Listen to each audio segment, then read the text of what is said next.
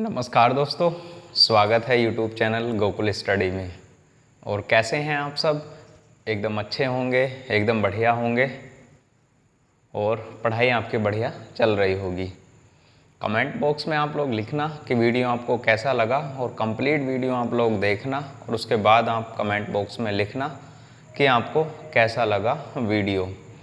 पिछले वीडियो में हमने बात कर ली है जो आर्टिकल नंबर 16 है, आर्टिकल 17, आर्टिकल नंबर 18 है, ये क्या क्या प्रावधान हैं। हम एक एक जो आर्टिकल हैं अपने, कोई भी आर्टिकल है चाहे 13 हो, 14 हो, 15, इसको हमने क्या किया है, बिल्कुल कंप्लीट तरीके से पढ़ा है।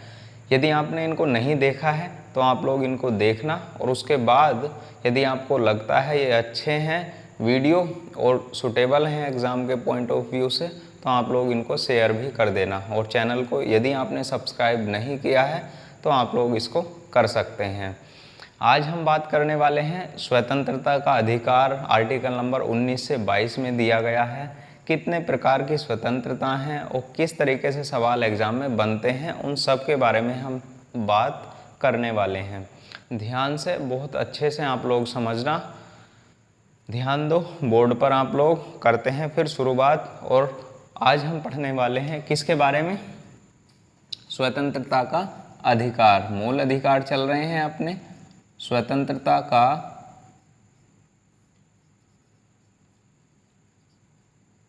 अधिकार।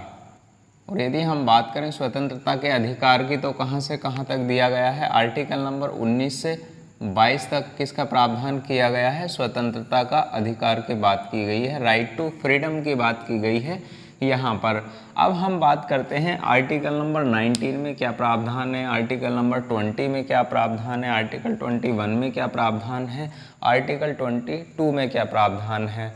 वीडियो लंबा हो जाए तो आप लोग इसको कंप्लीट वीडियो देखना, एक ही वीडियो में मैं समझाने की आपको कोशिश करूँगा, तो ध्यान से आप लोग समझेंगे। आर्टिकल नंबर 19 में क्या प्रावधान किया गया है। जब हम आर्टिकल 19 की बात करते हैं, आर्टिकल 19 की हम बात करते हैं, तो 19 में क्या प्रावधान किया गया है? 19 में स्वतंत्रता की बात की गई है कि कितनी स्वतंत्रताएं होंगी या फिर कितने प्रकार की हमें स्वतंत्रता मिलेगी संविधान के अनुसार, उसमें बात की गई है। जैसे हम बात करते हैं यहाँ आर्टिकल नंबर 19 में कितने प्रकार की स्वतंत्रताओं का उल्लेख है, तो जो मूल संविधान था हमारा पहले, उसमें 7 प्रकार की स्वतंत्रताओं का उल्लेख किया गया था। पर वर्तमान में अब कितनी स्वतंत्रताएं हैं? 6 प्रकार की स्वतंत्रताओं का उल्लेख मिलता है। जो 7वें नंबर की है या जो कौन सी है 7वीं, जिसको हटा दिया है या फिर उसको क्या प्रावधान उसके लिए बना दिया गया है, तो एक संपत्ति का अधिकार आता है। आर्टिकल 19 फर्स्ट का 6 नंबर में एक संपत्ति के अधिकार से संबंधित स्वतंत्रता का अधिकार आता है, तो उसको 44वें संविधान संशोधन 1978 से मूल अधिकारों से हटाकर उसको विधिक अधिकार बना दिया गया है। आर्टिकल नंबर 300A में उसको जोड़ दिया गया है, उसको मैं लिखवा दूंगा यहाँ पर। तो हम बात करते हैं यहाँ कितने प्रकार की स्वतंत्रताओं का उल्लेख है, तो यहाँ लिखेंगे आप मूल संविधान में 7 प्रकार की स्वतंत्रताओं का उल्लेख था। स्वतंत्रताओं का उल्लेख था,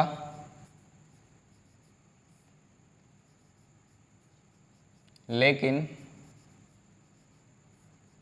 44वें संविधान संशोधन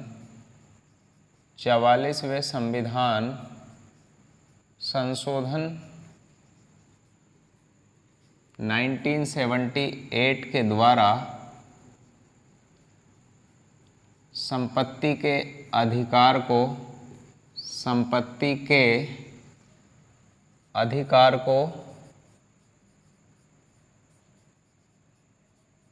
समाप्त कर दिया गया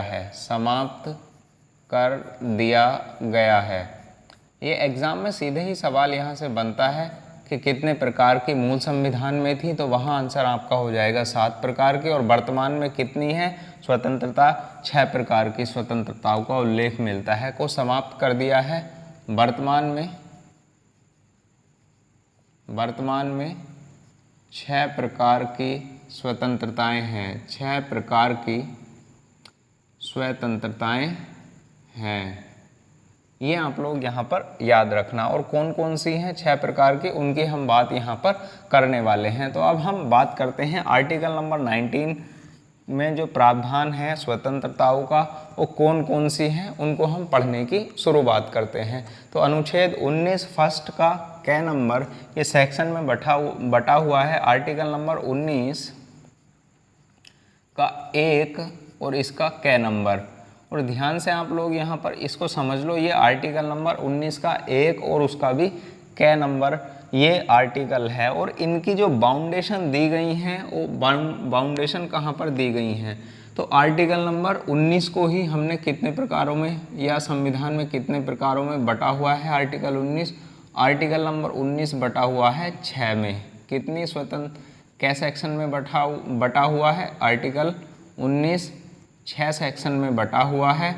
अब इन 6 सेक्शन में क्या क्या प्रावधान है, उनकी भी हम बात यहाँ पर करेंगे। इन 6 में बटा हुआ है। और ओनली हमारा 19 फर्स्ट कितने में बटा हुआ है, तो क नंबर में है, ख नंबर में, ग नंबर में, घ और अण, और उसके बाद च, और उसके बाद 6 नंबर। अब आप लोग देखोगे यहाँ पर, तो जो मैंने इसको गोल किया है, इसका मतलब क्या है, यही आर्टिकल नंबर 19, यही हमारा क्या है, आर्टिकल 19 फर्स्ट का 6 नंबर है, जो संपत्ति का अधिकार था, जिसको क्या कर दिया गया, समाप्त कर दिया गया। तो कितनी स्वतंत्रताएं बची? 1 2 3 4 5 और 6 प्रकार की स्वतंत्रताएं यहाँ पर बची। इस प्रकार से उल्लेख मिलता है। और यदि हम बात करते हैं 2 में क्या प्रावधान है, 3 में, इन सब की मैं यहाँ पर बात करूँगा।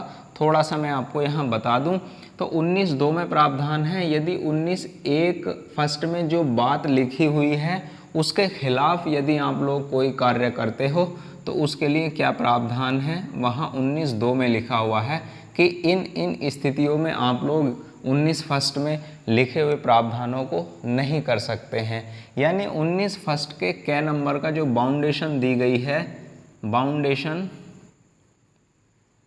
जो बाध्यता दी गई है, वो कहाँ पर दी गई है, अगले 19 2 में दी गई है। तो अब हम बात करते हैं, बात करेंगे कौन कौन सी बाध्यता हैं और कौन कौन सी हमारी बाध्यता नहीं है। अब हम बात करते हैं आर्टिकल नंबर 19 फर्स्ट के क में क्या प्रावधान किया गया है। जब आप लोग 19 फर्स्ट का क पढ़ोगे तो वहाँ पर लिखा हुआ है विचार और अभिव्यक्ति या भाषण की स्वतंत्रता का प्रावधान। क्या लिखा हुआ है? विचार एवं अभिव्यक्ति की स्वतंत्रता का प्रावधान। यदि आपके कोई विचार हैं, आपको कोई अपनी एक्सप्रेशन रखनी है, अभिव्यक्ति है, उसको आपको रखना है, तो आपको उस प्रकार की क्या है, स्वतंत्रता दी गई है संविधान के आर्टिकल नंबर 19 फर्स्ट के कैसे। तो यहाँ क्या लिखा हुआ है, विचार एवं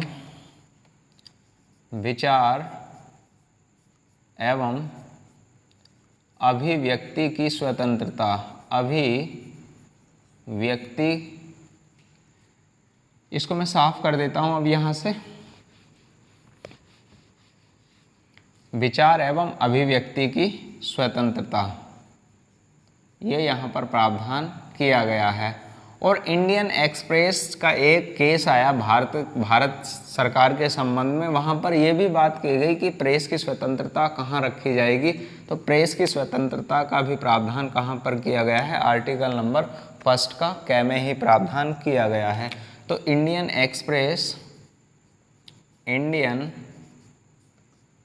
एक्सप्रेस बनाम भारत संघ का मामला है, एक भारत संघ के मामले में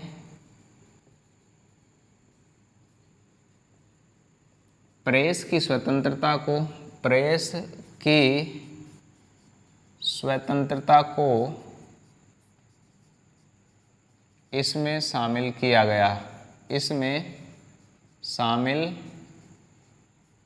गया,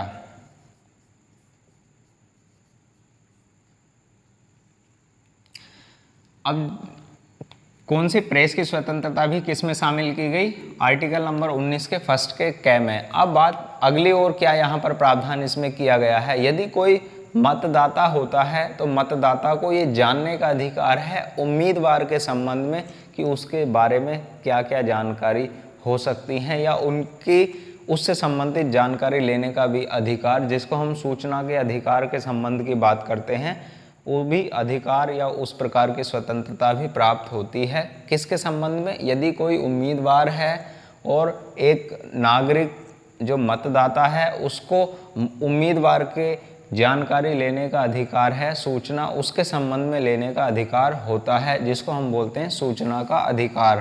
तो यहाँ हम उसको बोलते हैं मतदाता को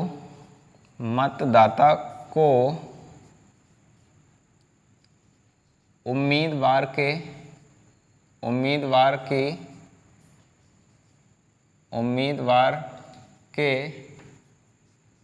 संबंध में जानकारी का अधिकार ये होता है। किसको? जो मतदाता होता है उसको उम्मीदवार के संबंध में जानकारी का अधिकार बोलते हैं, और यहाँ इसके संबंध में इसको कहते क्या है? सूचना का अधिकार। और सूचना का अधिकार कब आया? 2005 में। राइट टू इन्फॉर्मेशन एक्ट 2005 में आया था, तो इसके संबंध में इसको सूचना का अधिकार भी किस में शामिल किया जाता है? आर्टिकल नंबर 19 के फर्स्ट के कै में शामिल किया जाता है। और जब आप लोग नोट्स बनाओगे तो वहाँ पर आप लोग ये ध्यान रखना, अभी मैं देखो एक साथ पहले तो आपको ये बताऊँगा कि आर्टिकल 19 के फर्स्ट के कै में क्या लिखा हुआ है, आर्टिकल 19 के ख में क्या लिखा हुआ है 1 में, और आर्टिकल फर्स्ट के 1 के ग में क्या लिखा हुआ है। तो आप लोग पहले क्या करना, एक रफली इनको नोट करना या फिर स्क्रीनशॉट लेना, कि जब आप लोग नोट्स बनाओगे तो आप लोग उसके बाद अपवाद अपने उसमें नोट्स में लिखोगे। मैं तो बाद में लिखूंगा इसको, समझ गए ना आप लोग मैं क्या बोल रहा हूँ? अपवाद में लिखूंगा बाद में, पर आप लोग जब नोट्स बनाओगे तो आप लोग कहाँ लिखोगे? 19 फर्स्ट के कै, और उसके नीचे आप लोग अपवाद लिखना, फिर ख लिखना है, फिर उसके बारे में आप लोग लिखोगे और फिर अपवाद आप लोग लिखना। तो आप लोग इस तरीके से नोट्स बनाना, और यदि आपको जैसे आपको पसंद हो आप लोग वैसे बना सकते हैं। तो पहले मैं आपको इसके बारे में बताऊंगा और उसके बाद आप लोग क्या करेंगे, इसके अपवाद क्या क्या हैं उनके बारे में वहाँ पर मैं आपको लिखवाऊंगा। स्क्रीनशॉट आप लोग लो इसका, और उसके बाद हम नेक्स्ट की बात करते हैं। आर्टिकल नंबर 19 फर्स्ट के ख में क्या प्रावधान किया गया है। लिया होगा आपने स्क्रीनशॉट।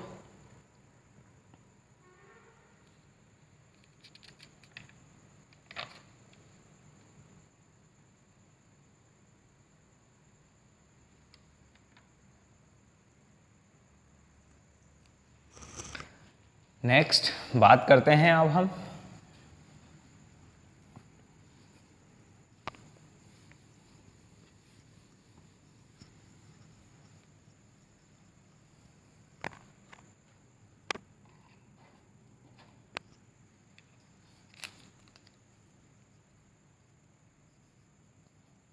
आर्टिकल नंबर 19 फर्स्ट का ख नंबर का प्रावधान। इसमें क्या प्रावधान किया गया है या इसमें लिखा हुआ क्या है?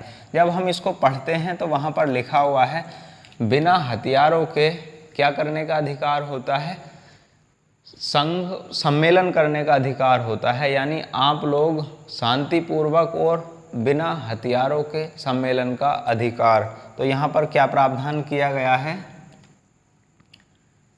शांतिपूर्वक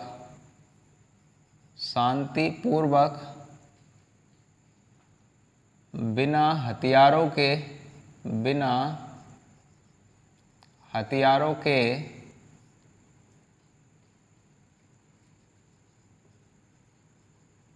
सम्मेलन करने का अधिकार। सम्मेलन करने का अधिकार। अब यहाँ पर बात आएगी इसकी जो प्रावधान कहाँ पर किए गए हैं, इसके बाउंडेशन कहाँ पर की गई है। तो अभी मैं बात वहाँ पर लिखवाऊँगा आपको। जैसे लोक व्यवस्था है, लोक व्यवस्था के संबंध में यहाँ अपवाद है। यदि यातायात बाधित होता है तो वहाँ आप लोग सम्मेलन नहीं कर सकते हैं। यदि लोक व्यवस्था है या भारत की एकता या फिर अखंडता पर कोई इफेक्ट पड़ता है तो वहाँ पर सम्मेलन आप लोग नहीं कर सकते हैं। तो उनके प्रावधान, इसके जो प्रावधान दिए गए हैं आर्टिकल नंबर 19(3) में दिए गए हैं, तो उसको मैं लिखवाऊंगा आगे। अब हम बात करते हैं नेक्स्ट, आर्टिकल नंबर 19 फर्स्ट के ग में क्या प्रावधान किया गया है, उसको भी आप लोग समझना। आर्टिकल नंबर 19 का फर्स्ट और ग में क्या प्रावधान यहाँ पर किया गया है। यहाँ आर्टिकल 19 फर्स्ट के ग में प्रावधान किया गया है संघ या संगम या फिर सहकारी समितियाँ बनाने का अधिकार। क्या लिखा हुआ है, आप लोग कोई भी संघ बना सकते हैं, संगम बना सकते हैं और क्या कर सकते हैं, आप लोग सहकारी समितियों का गठन कर सकते हैं। यहाँ पर लिखा है संगम, संघ या संगम बनाने का अधिकार।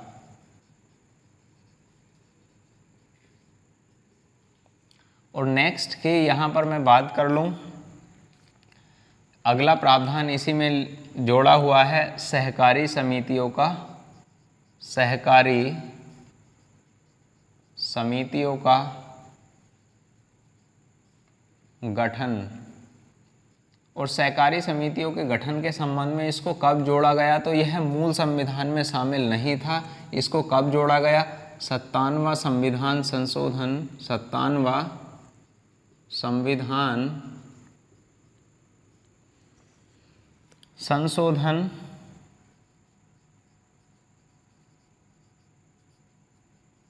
2011 से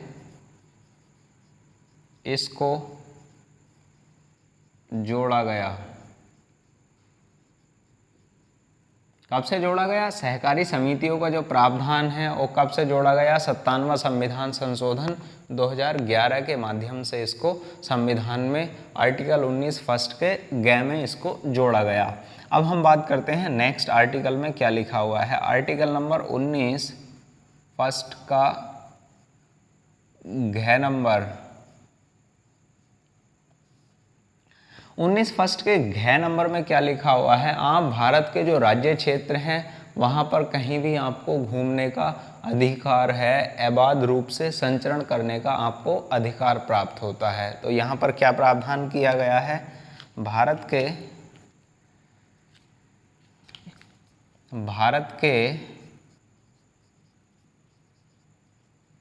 राज्य क्षेत्र में अबाध रूप से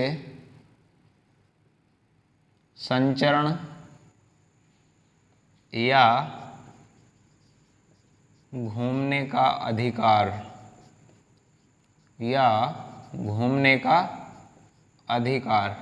अब भारत के आप किसी भी राज्य क्षेत्र में क्या कर सकते हैं, घूम सकते हैं। ये आपका अधिकार कहाँ पर दिया गया है, आर्टिकल 19 के फर्स्ट के घ में दिया गया है। इसके संबंध में बाउंडेशन क्या हो सकती है उसके बारे में बात करूँगा। जैसे अनुसूचित जाति या फिर अनुसूचित जनजाति हैं, इनके अधिकार या इनके क्षेत्रों से संबंधित कोई विशेष प्रावधान है तो इनकी अधिकार क्या ना हो, इनके अधिकारों का हनन ना हो, तो वहाँ पर बैन लगाया जा सकता है। ये आप लोग याद रखना। अब हम बात करते हैं नेक्स्ट आर्टिकल नंबर 19 के फर्स्ट के अणे में क्या लिखा हुआ है। इसमें लिखा हुआ प्रावधान है, आप भारत के यहाँ पर क्या कर सकते हैं, अबाध रूप से क्या कर सकते हैं, संचरण या फिर घूम सकते हैं। और इसमें प्रावधान किया गया है भारत के राज्य क्षेत्र में कहीं भी बसने का अधिकार। 19 पहले जम्मू कश्मीर के संबंध में प्रावधान यहाँ पर नहीं था, वहाँ पर बैन लगाया गया था कि आप लोग जम्मू कश्मीर में नहीं बस सकते हैं। तो वहाँ पर क्या है, अब कहीं भी आप लोग किसी भी राज्य क्षेत्र में क्या कर सकते हैं, बस सकते हैं। और यहाँ इनके संबंध में विशेष प्रावधान या कहाँ नहीं आप लोग ऐसा कार्य कर सकते, तो SC और ST से संबंधित जो क्षेत्र हैं उनके संबंध में यहाँ बाउंडेशन दी गई है। अभी मैं बात करूँगा बाउंडेशन की भी, तो आप लोग पहले इसका स्क्रीनशॉट लो और उसके बाद हम बात करते हैं नेक्स्ट क्या प्रावधान यहाँ पर मिलता है। लिया होगा आपने स्क्रीनशॉट, और स्क्रीनशॉट क्या करना है, आपको वीडियो पॉज करनी है और उसके बाद आपको स्क्रीनशॉट लेना है। नेक्स्ट की हम बात करते हैं।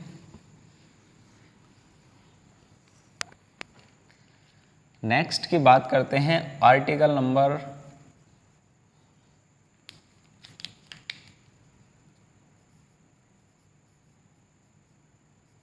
19 फर्स्ट का 6 नंबर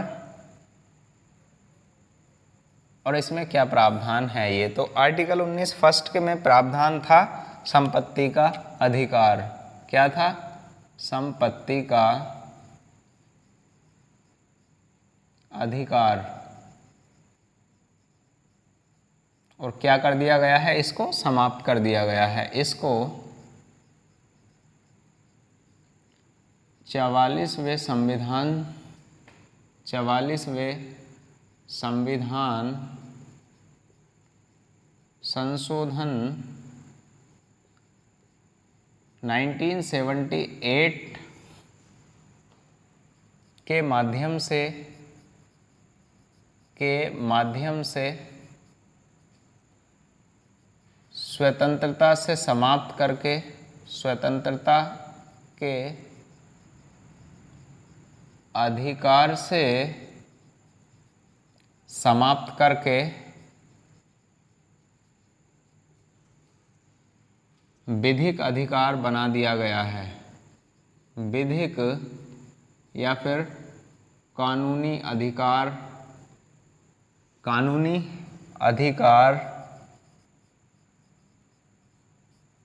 बना दिया है। और यहाँ अब पूछता कैसे है एग्जाम में सवाल इस तरीके से बनता है कि जो संपत्ति का अधिकार है वो किस प्रकार का अधिकार है, संपत्ति का जो अधिकार है वो किस प्रकार का अधिकार है।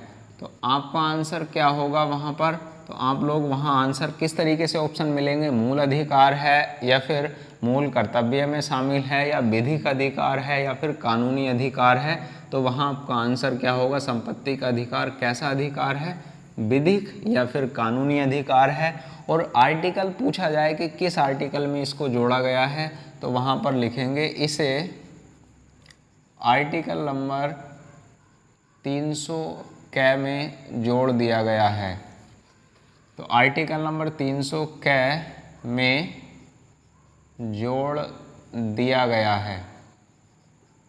ये भी आप लोग यहाँ पर याद रखना। अच्छा, सवाल यहाँ बन जाता है तो याद आप लोग रखना किस तरीके से, कैसा अधिकार है, कानूनी अधिकार है और किस आर्टिकल में इसको जोड़ दिया गया है, आर्टिकल नंबर 300 कै में इसको जोड़ दिया गया है। अब हम बात करते हैं नेक्स्ट, और मूल अधिकार से क्या कर दिया गया है, इसको समाप्त कर दिया गया है। ये भी आप लोग यहाँ पर याद रखना। अब बात करते हैं यहाँ आर्टिकल नंबर 19 और 19 का फर्स्ट का 6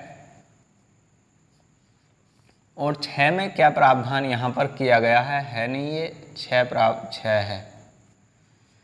यहाँ क्या प्रावधान किया गया है, तो इसमें प्रावधान किया गया है आजीविका के लिए कोई भी व्यापार वृत्ति करने का अधिकार। क्या करने का अधिकार, व्यापार वृत्ति करने का अधिकार यहाँ पर स्वतंत्रता के अधिकार में दिया गया है। तो यहाँ लिखना है, क्या लिखना है, आजीविका के लिए, आजीविका के लिए कोई व्यापार या वृत्ति करने का अधिकार, वृत्ति करने का अधिकार अब बात यहाँ पर आती है कि ये कोई भी व्यापार आप लोग कर सकते हैं या फिर कौन सा व्यापार आप लोग नहीं कर सकते हैं। तो वहाँ पर कौन सा व्यापार आप लोग कर सकते हैं और कौन सा नहीं कर सकते उसके संबंध में बाउंडेशन दी गई हैं। उन बाउंडेशन की भी मैं यहाँ पर बात करूँगा। तो आप लोग पहले स्क्रीनशॉट इसका लो और उसके बाद हम बात करते हैं क्या क्या बाउंडेशन दी गई हैं। ये तो थी आर्टिकल 19 की स्वतंत्रता। अब बाउंडेशन की हम बात करते हैं। ध्यान से आप लोग इसका पहले स्क्रीनशॉट लो और उसके बाद नेक्स्ट बाउंडेशन की हम बात करते हैं। नॉन स्टॉप हम लोग पढ़ाई की बात करते हैं जब बीच में स्टार्टिंग से शुरू हो जाते हैं। तो इसमें आप लोग ऐसा बिल्कुल नहीं सोचना कि बीच बीच में कोई, आपने देखा है ना, सिर्फ टारगेट पढ़ाना ही होता है और कोई टारगेट नहीं है। नॉर्मल हमारा टारगेट, मेन टारगेट पढ़ाना, स्टडी है और पढ़ना और पढ़ाना, और कोई टारगेट नहीं है। तो आप लोगों की जो भी समस्या हैं आप लोग कमेंट बॉक्स में लिखो और उसके बाद मैं आपको कमेंट्स हमेशा ही आप लोगों के देखता हूं, तो वहां पर आप लोग जवाब आपका मिल जाएगा। अब हम बात करते हैं इनके संबंध में क्या बाउंडेशन या बाध्यता कहां पर दी गई हैं। बाध्यता, तो बाध्यता के संबंध में हम बात करें तो बाध्यता कहां पर दी गई है। बाध्यता की बात करें जो हमारे आर्टिकल नंबर, ये कौन से थे, आर्टिकल 19 फर्स्ट जो मैंने आपको वहाँ पर बताया था। तो ये कितने में है, कै, खे, गे, घे, अणे और छ। आप कहोगे च कहाँ गया, तो च मैंने आपको बता ही दिया है, समाप्त कर दिया गया है। 19 के 2, अब 19 का जो 2 का प्रावधान है और इसमें जो लिखी हुई बात है वहाँ बाउंडेशन या बाध्यता कहाँ पर लिखी है, 19 आर्टिकल नंबर 2 में लिखी हुई है। अब हम बात करते हैं बाध्यता। तो बाध्यता आर्टिकल नंबर किसके संबंध में, आर्टिकल नंबर 19 फर्स्ट के कै की बाध्यता कहाँ पर दी गई है। तो इसकी बाध्यता आर्टिकल नंबर 19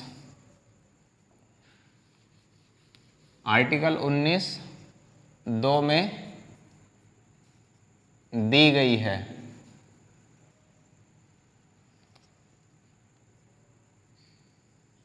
आर्टिकल 19 2 में दी गई है। अब हम बात करते हैं कौन कौन सी बाउंडेशन हैं उनके संबंध में।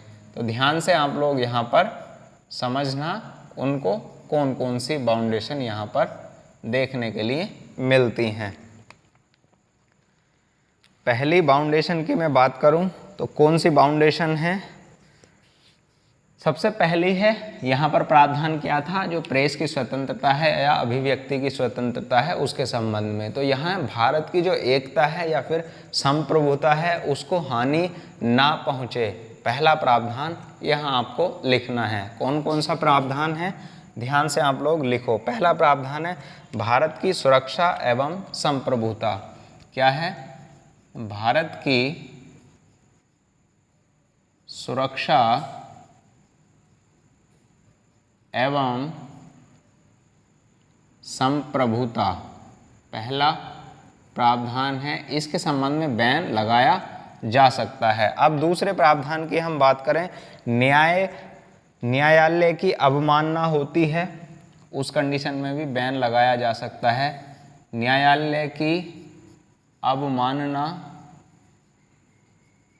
न्यायालय की अवमानना होने पर, अवमानना होने पर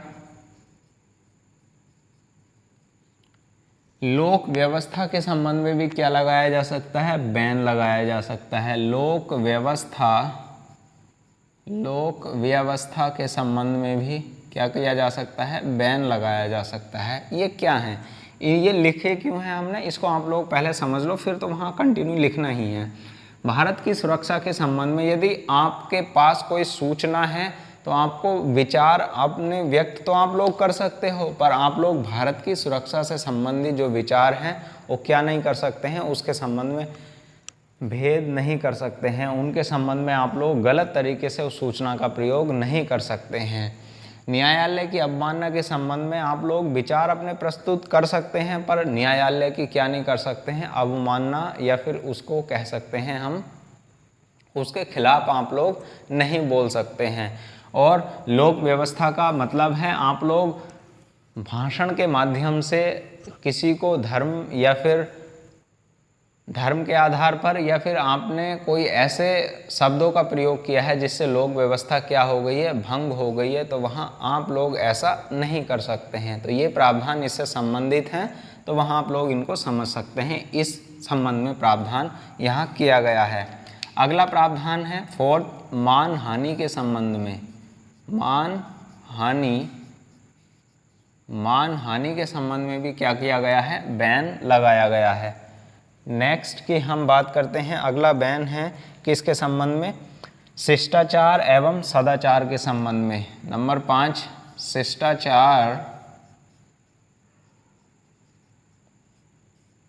एवं सदाचार के संबंध में बैन यहाँ पर लगाया गया है। नेक्स्ट की मैं बात करूँ और क्या है, अगले की मैं बात करूं यहाँ पर उसके संबंध में, विदेशी राज्यों के साथ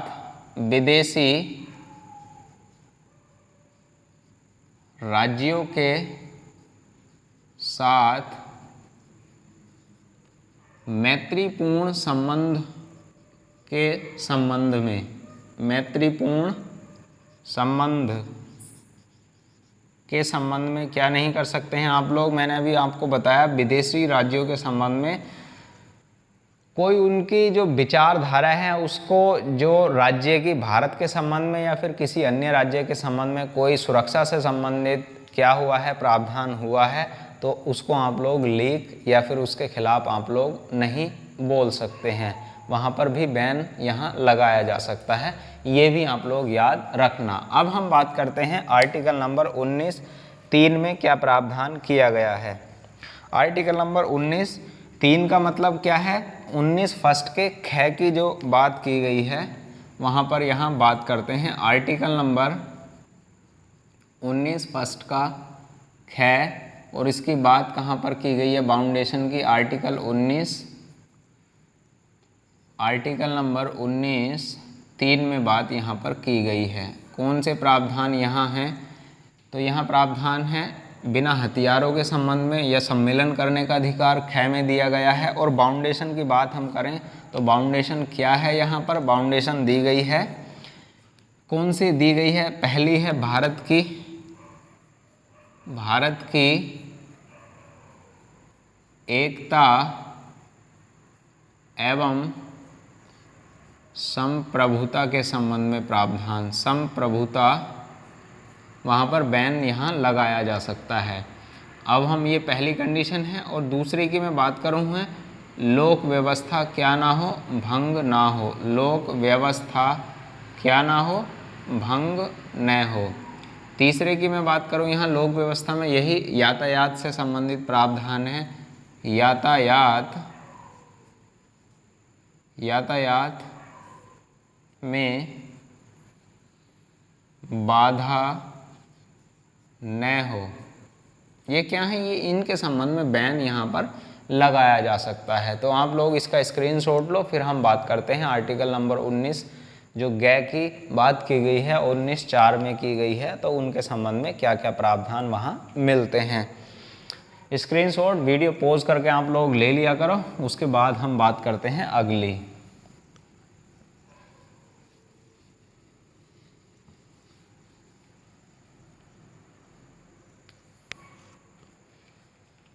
अब हम बात करते हैं आर्टिकल नंबर किसके संबंध में है, आर्टिकल नंबर 19 फर्स्ट के गै। और इसकी बाध्यता कहाँ पर दी गई है, 19(4) में दी गई है। वहाँ कहाँ थी, आर्टिकल 19(3) में वहाँ पर थी।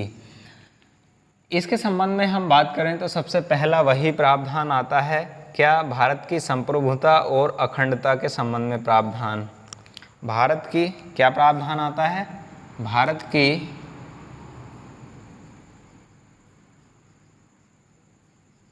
संप्रभुता एवं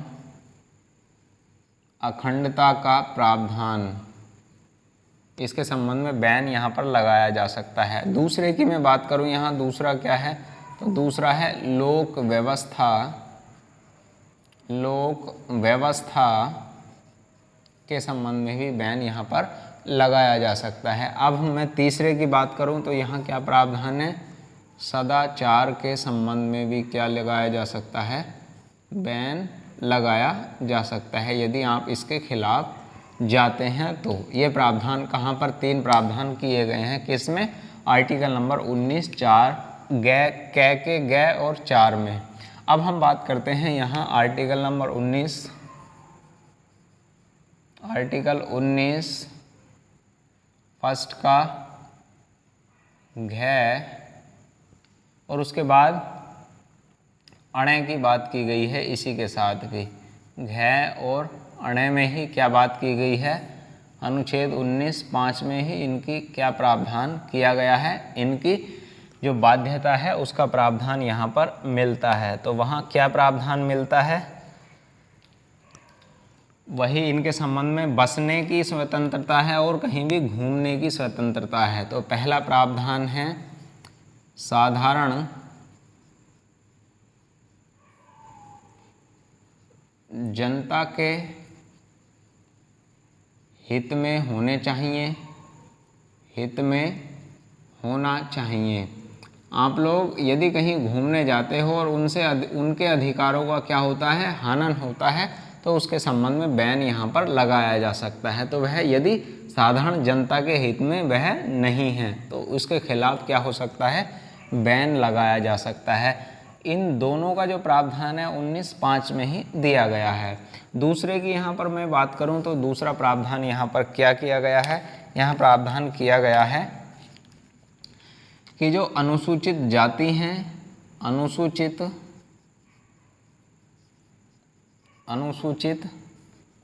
जाति व अनुसूचित जनजाति,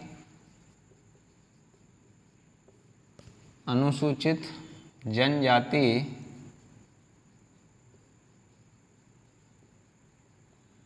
क्षेत्रों से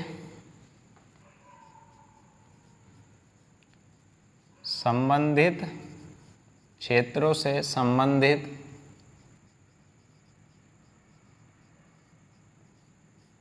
अधिकारों में हनन होने पर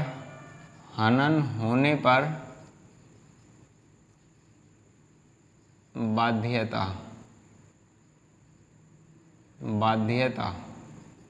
तो यहाँ इसका मतलब क्या है, अनुसूचित जाति व अनुसूचित क्षेत्रों से जो भी संबंधित, अनुसूचित जनजाति क्षेत्रों से संबंधित जो भी, यदि उनके अधिकारों के संबंध में या फिर उनके अधिकारों का क्या होता है, हनन होता है, तो वहाँ पर आप लोग नहीं बस सकते हैं, वहाँ पर आप लोग घूम नहीं सकते हैं। तो अब हम बात करते हैं नेक्स्ट के संबंध में, जो आर्टिकल नंबर 19 फर्स्ट का 6 है और 19 6 में क्या प्रावधान उसके लिए क्या किया गया है। यहाँ पर है आर्टिकल नंबर 19 और फर्स्ट नंबर, और कौन सा नंबर है, 6 आर्टिकल, और यहाँ पर 19 का यही 6 में यहाँ पर इसके लिए प्रावधान किया गया है।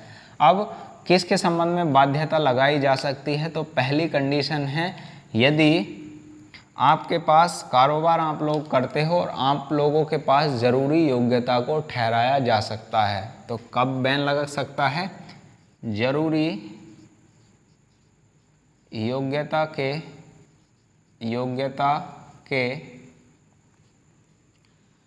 होने पर जैसे तकनीकी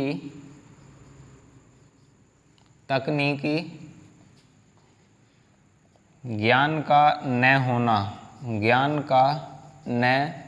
होना, ये किसके संबंध में है, ये व्यापार के संबंध में है।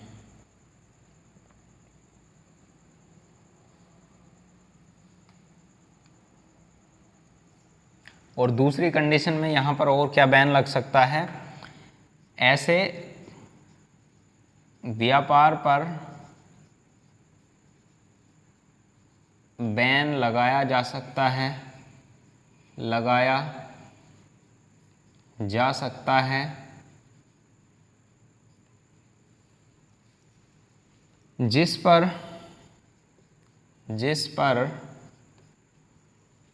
राज्य का पूर्णतः एकाधिकार हो,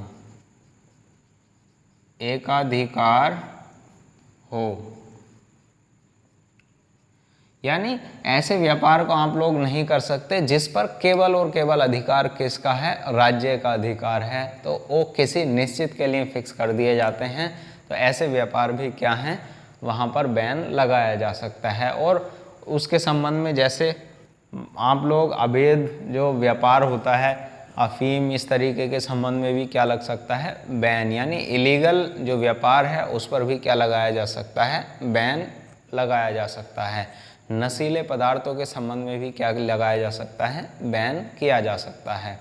अब हम नेक्स्ट की यहाँ पर बात करते हैं और किसके संबंध में यहाँ बैन लगाया जा सकता है। तो ऐसे उस आधार पर भी बैन लगाया जा सकता है जो महिलाओं और बच्चों को बाध्य करें कार्य करने के लिए, तो उसमें भी क्या लगाया जा सकता है, बैन। तो यहाँ पर मैं लिखता हूँ इसी के संबंध में प्रावधान है, यहाँ लिखता हूँ, ध्यान से आप लोग समझना। बच्चों एवं महिलाओं से जोखिम पूर्ण कार्य कराना, जोखिम पूर्ण कार्य कराना, इसके संबंध में क्या लगाया जा सकता है, बैन लगाया जा सकता है। ये भी आप लोग याद यहाँ पर रखना। इसका स्क्रीनशॉट आप लोग लो। अब उसके बाद हम बात करते हैं, ये कंप्लीट आप लोग धीरे धीरे समझते हुए चलोगे ना, कोई भी पॉइंट ऐसा बचेगा नहीं जो एग्जाम में पूछा जाए, आपके लिए बन सकता है। तो वहाँ आर्टिकल नंबर 6 नंबर से वहाँ एग्ज़ाम में सवाल बनता है, उसके बारे में मैंने आपको बता ही दिया है। ये तो कंप्लीट आपको बताने थे, इसलिए मैंने यहाँ पर इनको लिखा है। तो अब हम बात करते हैं आर्टिकल नंबर 20 में क्या प्रावधान है। पहले आप लोग इसका स्क्रीनशॉट ले लो, फिर हम बात करते हैं नेक्स्ट के संबंध में क्या प्रावधान आर्टिकल नंबर 20 में किए गए हैं।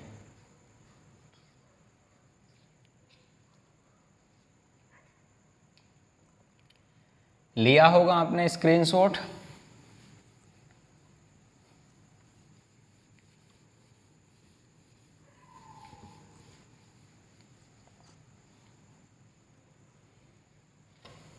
अब हम बात करते हैं आर्टिकल नंबर 20, इसमें क्या प्रावधान किया गया है।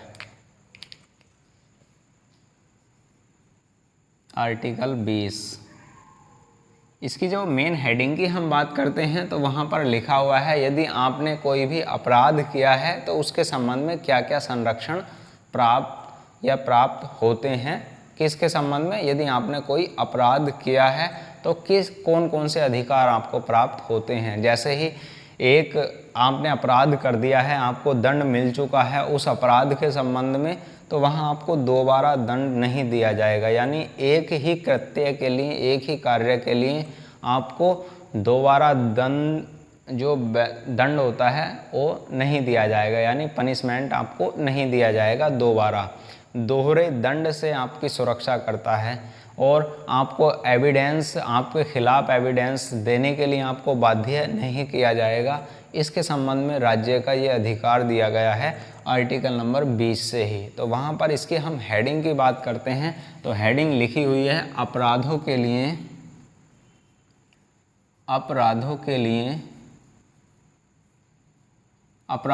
के संबंध में दोष सिद्धि का अधिकार, ये दिया गया है इसकी हेडिंग में। और इसको 3 सेक्शन में बांटा गया है, आर्टिकल 20 फर्स्ट और आर्टिकल 20 सेकंड और आर्टिकल 20 थर्ड। क्या क्या लिखा हुआ है आर्टिकल 20 के 1 की मैं बात यहाँ पर करूँ तो वहाँ पर लिखा हुआ क्या है, ध्यान से आप लोग यहाँ समझना। इसमें लिखा है भूतलक्षी विधियों से संरक्षण। क्या लिखा हुआ है, भूतलक्षी विधियों से संरक्षण, विधियों से संरक्षण, यहाँ पर क्या प्रावधान किया गया है। ध्यान से आप लोग समझना इसको, भूतलक्षी विधियों से संरक्षण के संबंध में क्या प्रावधान है। जैसे यदि आपने कोई भी अपराध पहले किया है, ध्यान से आप लोग समझना,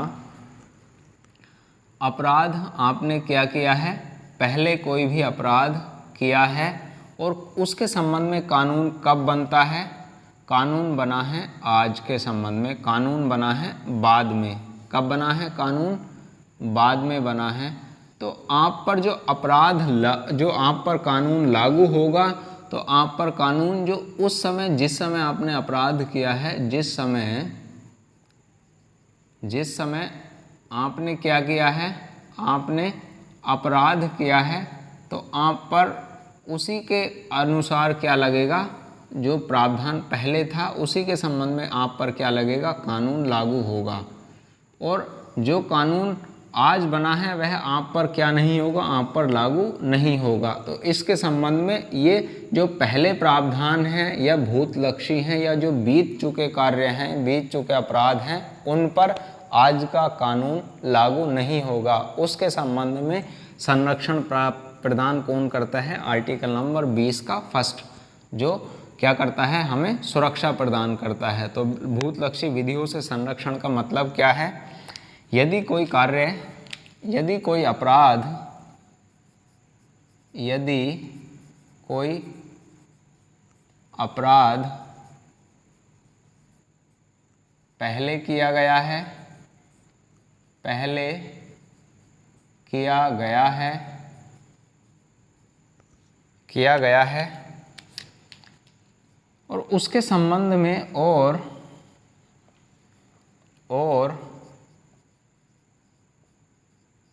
उसके संबंध में कानून बाद में बना है, कानून बाद में बना है और उसके संबंध में कानून बाद में बना है, तो वह कानून, तो यह आर्टिकल उससे सुरक्षा प्रदान करता है, सुरक्षा प्रदान करता है।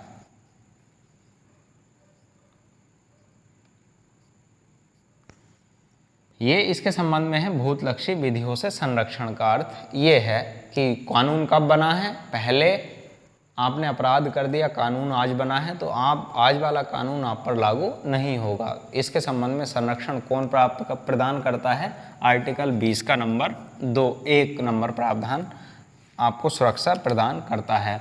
अब हम बात करते हैं आर्टिकल नंबर जो 20 है उसके जो 2 में क्या प्रावधान लिखा हुआ है, आर्टिकल 20 के सेकंड में क्या प्रावधान लिखा हुआ है। इसमें प्रावधान लिखा हुआ है, जो भी आप लोग, क्या लिखा हुआ है, इसमें प्रावधान किया गया है कि जो प्रावधान एक बार आपने अपराध कर दिया और उसके बाद आपको उसके संबंध में आपको दंड मिल चुका है, तो न्यायालय या कानूनी प्रक्रिया के माध्यम से आपको उसी दंड के लिए जो आपने पहले किया है और उसको उस समय आपको दंड मिल गया है उसका कानूनी प्रक्रिया के माध्यम से, और आप पर उसी अपराध के माध्यम से दोबारा आपको उसी अपराध के लिए दंड दिया जाता है, तो उसको बोलते हैं दोहरा दंड। यानी एक ही अपराध के लिए एक ही समय पर, एक ही समय का मतलब क्या है, यहाँ पर जैसे आपने कोई अपराध किया है और अपराध किए जाने के बाद आपको क्या मिल चुका है, उसके संबंध में दंड मिल चुका है, और उसके बाद आप पर उस निश्चित समय में जब आपको दंड मिला है तो उसका समय निश्चित है कि इतने दंड के लिए 3 वर्ष के लिए या 2 माह के लिए, 3 माह के लिए, 3 वर्ष के, 2 वर्ष के लिए जितने भी आपको सज़ा का प्रावधान किया गया है तो उसके बीच में ही समझना आप लोग इस बात को, उसके बीच में ही आपको दोबारा इसी अपराध के लिए दंडित नहीं किया जाएगा कानूनी प्रक्रिया के माध्यम से। यदि आप लोगों को पहले दंड अपराध किया आपने और दंड आपको मिल गया और 2 वर्ष आपके कंप्लीट हो जाते हैं और फिर वही आप लोग दंड कर देते हो तो वहाँ पर आपको दोबारा दंड दिया जा सकता है। तो आप लोग ये बात समझ गए होंगे कि अपराध आपने आज किया है और उसके लिए दंड मिल चुका है और 2 वर्ष की सज़ा का आपको प्रावधान हुआ और उसी 2 वर्ष के बीच में आपको उसी अपराध के लिए दोबारा दंड नहीं दिया जाएगा। ये संरक्षण प्रदान कौन करता है? आर्टिकल नंबर 20 का 2 प्रदान करता है। यानी इसका मतलब क्या होता है कि आपको ऐसा लगता है कि आपने ये कार्य किया था और ये कार्य नहीं किया तो आप लोग इसको दोबारा दंड दो, तो ऐसा नहीं है। तो उससे संबंधित में क्या करता है, इसको सुरक्षा प्रदान हमारा कौन करता है? आर्टिकल नंबर 20 का 2 प्रावधान सुरक्षा प्रदान करता है। तो यहाँ क्या लिखा हुआ है? दोहरे दंड से सुरक्षा प्रदान करता है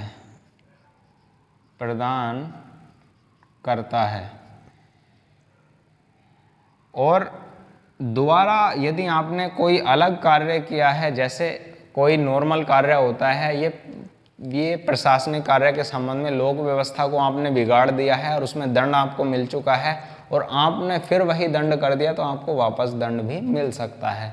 ये मैंने आपको यहाँ पर समझाया है कि किस तरीके से सज़ा का प्रावधान या दोबारा दंड का प्रावधान किया गया है। तो आप लोग इसका स्क्रीनशॉट ले लो और उसके बाद हम बात करते हैं आर्टिकल नंबर 20(3) में क्या लिखा हुआ है। ले लो आप लोग इसका स्क्रीनशॉट।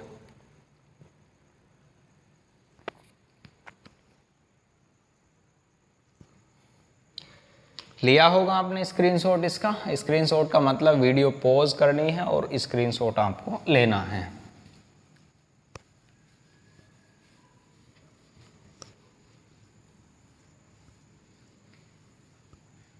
अब हम बात करते हैं आर्टिकल नंबर जो 20 का 3 है उसमें क्या प्रावधान मिलता है या फिर क्या प्रावधान किया गया है आर्टिकल 20 के 3 में। आर्टिकल नंबर 20 का 3 जब आप लोग पढ़ोगे तो वहाँ पर है, यदि कोई भी व्यक्ति गिरफ्तार हो चुका है और उसको गिरफ्तार कर लिया गया है तो उसके संबंध में साक्ष्य उसको प्रस्तुत करने हैं तो उसके खिलाफ बाध्य उसको नहीं किया जाएगा। यानी अपने ही खिलाफ वह क्या दे, विरुद्ध साक्ष्य पेश करे, उसके संबंध में बाध्य उसको नहीं किया जा सकता है। उसको सुरक्षा प्रदान करना कौन करता है? आर्टिकल नंबर 20 का 3 उसको सुरक्षा प्रदान करता है। तो यहाँ है अपने ही खिलाफ साक्ष्य प्रस्तुत करने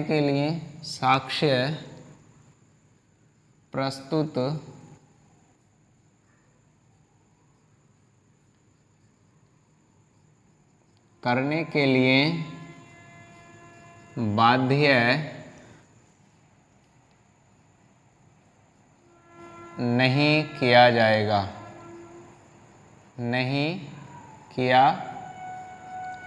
ये भी आप लोग यहाँ अच्छा पॉइंट है, यहाँ ध्यान आप लोग रखना।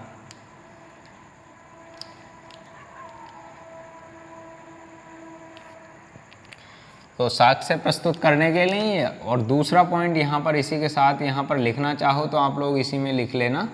दूसरा पॉइंट क्या है? अपने ही